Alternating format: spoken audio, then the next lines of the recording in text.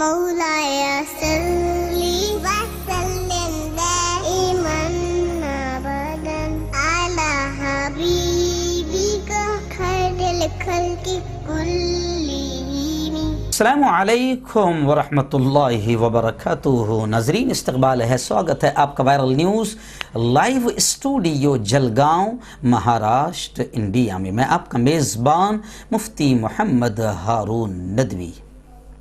आइए, prime news में आज बहुत ही अहम मुद्दे पर हम बात कर रहे हैं और जिन जगहों पर इस पर अमल हो चुका है उसका भी तस्करा करेंगे। मैं आपको बता दूं कि अल्हम्दुलिल्लाह सुम्मा अल्हम्दुलिल्लाह इस कोरोना महामारी के मौके पर, जबकि अस्पताल में जगह नहीं है, बेड नहीं है, लोग सड़कों पर दम तोड़ रहे हैं और पूरे मुल्क का पूरा यूँ समझिए कि तबाही की तरफ पूरा मुल्क बढ़ गया है। और जहाँ तक हुकूमत की बात करें तो आप और हम देख रहे हैं कि मोदी जी के लिए इलेक्शन इतना ज़रूरी है, इतनी अहमियत रखता है कि वो बंगाल की सभाएं और रैलियाँ छोड़ने को तैयार नहीं। योगी के बारे में यह कहा जा रहा है कि योगी को कोई कोरोना वोरोना नहीं हुआ है, बल्कि उत्तर प्रदेश का बड़ा बुरा हाल हो चुका है। लखनऊ जो राजधानी है, वहां के शमशान घाट की जो तस्वीरें हमारे रिपोर्टर्स ने भेजी है, उसको देखकर आप अंदाजा नहीं लगा सकते, लोग सड़कों पर मर रहे हैं। अभी खबर आई है, हाफिज अब्दुल रहीम पटेल ने बताया कि मोदी का जो मतदार क्षेत्र है बनारस का यह हाल है, जहां जो मोदी का मतदार क्षेत्र है बनारस, वहां का यह हाल है कि एक रिक्शा में एक जवान बेटा अपनी मां की गोद में रिक्शा में बैठकर दम तोड़ रहा है। गुजरात, जहां पर मोदी की हुकूमत है और बरसों से भाजपा की हुकूमत है, लोग मर रहे हैं। अभी मेरे दोस्त ने बताया कि वहां पर ऑक्सीजन नहीं मिल पा रहा है, वेंटिलेटर नहीं मिल पा रहे हैं, बेड्स खाली नहीं है। अहमदाबाद का बड़ा बुरा हाल है, शमशान घाट और कब्रिस्तानों का बड़ा बुरा हाल है।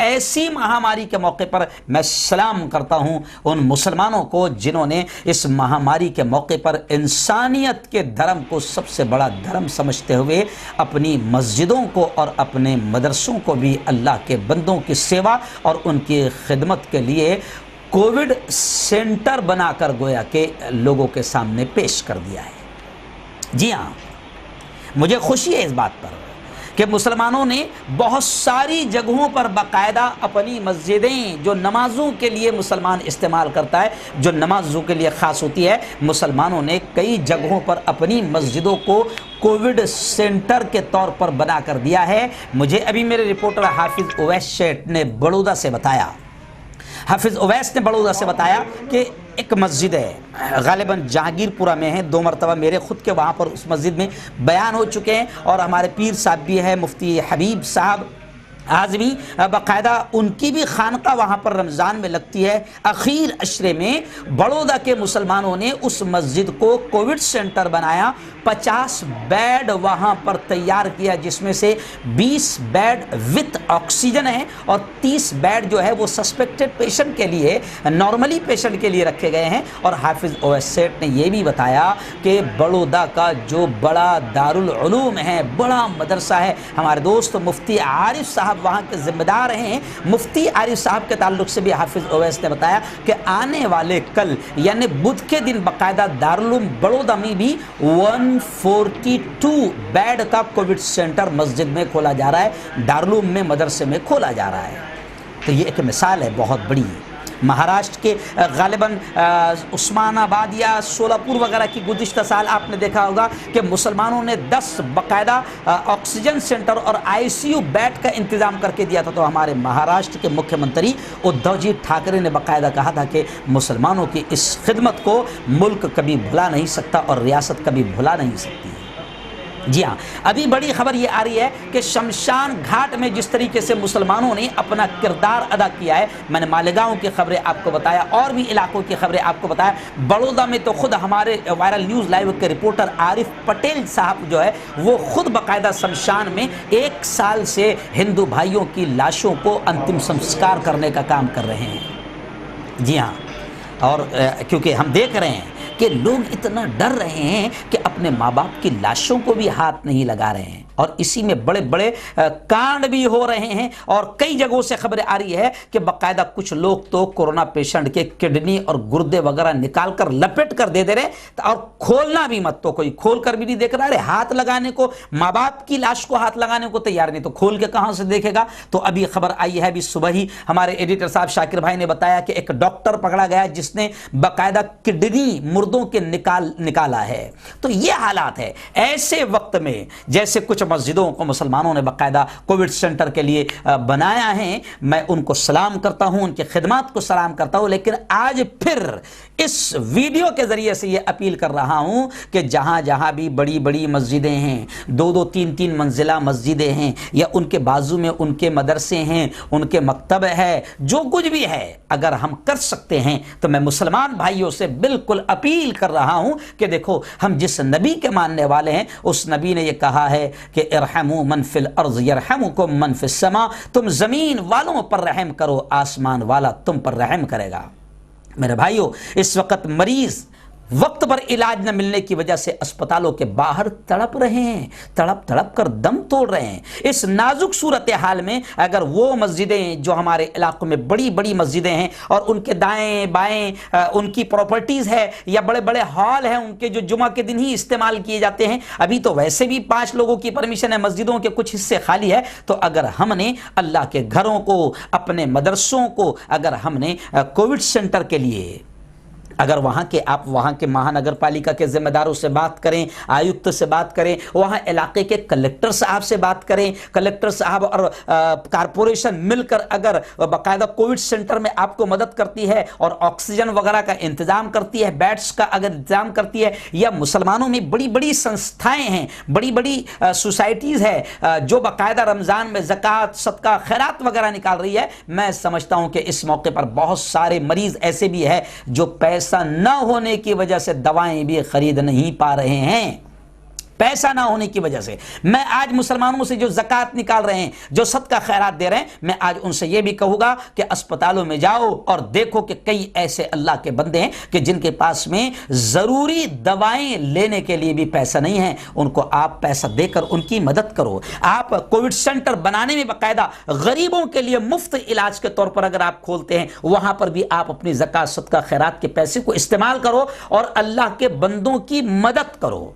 वहाँ के कारपोरेशन, वहाँ की हुकूमत, वहाँ की इंतज़ामिया से मिलकर अगर इंतज़ाम होता है तो ऐसे मौके पर दुखी इंसानियत की खिदमत करके अल्लाह को राज़ी करो। ये एक बहुत बेहतरीन मौका है इंसानियत की खिदमत करने का। मैं आपको बताऊं, जब कोरोना पहली बार जब लॉकडाउन लगा और जो मजदूर रास्तों से निकल रहे थे ना, तो उस वक्त दूसरे समाज के तो कई लोग ऐसे हैं जो डर रहे थे, घरों से बाहर निकलने को तैयार नहीं थे। लेकिन पिछले रमज़ान में सख्त गर्मी में रोज़े की हालत में मुसलमान जवानों ने रास्तों पर खड़े रहकर जो हिंदू भाइयों की खिदमत की है, मेरे जवानों, मेरे मुसलमानों, मैं आपको बताऊं उसका फर्क कितना बड़ा।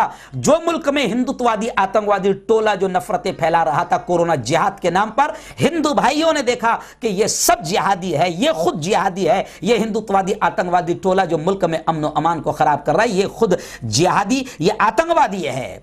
तो वो मुसलमानों की अच्छी खिदमत का ये असर पड़ा कि मुल्क में नफ़रतों का माहौल ख़त्म हुआ। मुझे अभी एक जगह से खबर ये भी आई कि कई जगह जो मुसलमान शमशान घाट में पहुंचकर अल्लाह के बंदों की सेवाएं कर रहे हैं और अंतिम संस्कार भी कर रहे हैं हिंदू भाइयों का, हिंदू बहनों का, तो कुछ आतंकवादियों को पसंद नहीं आ रहा है।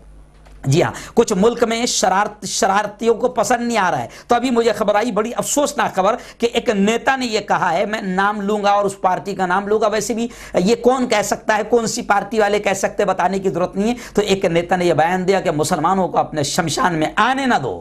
तो कुछ हिंदू कह रहे हैं कि तुम तो डर रहे हो, बुज़दिलो, तुम तो आने को तैयार नहीं हो। तो खैर ये बड़ी गलत बात है। मैं तो हिंदू भाइयों से भी कहूँगा, मुसलमानों से भी कहूँगा कि ये मानवता पर के साथ प्रेम का वक्त है, ये इंसानियत की खिदमत का वक्त है। इस वक्त कोई धर्म मत देखो, कोई ज़ात और कोई बरादरी मत देखो, इंसान इस वक्त परेशान है, खुदा का बंदा परेशान है। खुदा के बंदों की खिदमत करो, खुदा खुश होगा, अल्लाह राज़ी होगा, अल्लाह खुश होगा। तो मैं मुसलमानों से ये कहूँगा कि कोविड सेंटर के लिए कई जगह तो मस्जिदें खोली है, लेकिन कई जगह पर अगर बड़ी बड़ी मस्जिदें हैं और जगह आपके पास में हैं, तो आप जो बुनियादी मरीज होते हैं, जो जिनको पहले अगर ट्रीटमेंट सही वक्त पर मिल गया तो वो बड़े मर्ज से, कोरोना से बच सकते हैं तो ऐसे लोगों के लिए बुनियादी जो कोविड सेंटर होता है, जी हाँ, वैसे कोविड सेंटर अगर हम अपने मस्जिदों में खोलें, मदरसों में खोलें। और वैसे एक सवाल ये भी उठ सकता है, कई लोगों को ये मेरी बात अजीब लगेगी, है ना, जो स्कूल्स है गवर्नमेंट की वो भी खोल दिए जाए, क्योंकि इस वक्त महामारी का मौका है।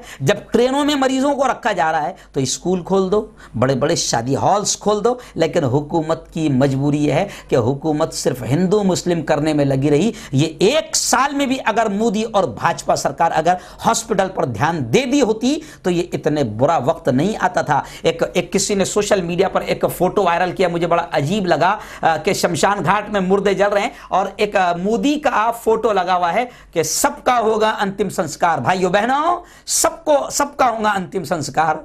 तो अंतिम संस्कार तो तूने कर दिया, पूरे मुल्क का अंतिम संस्कार कर दिया।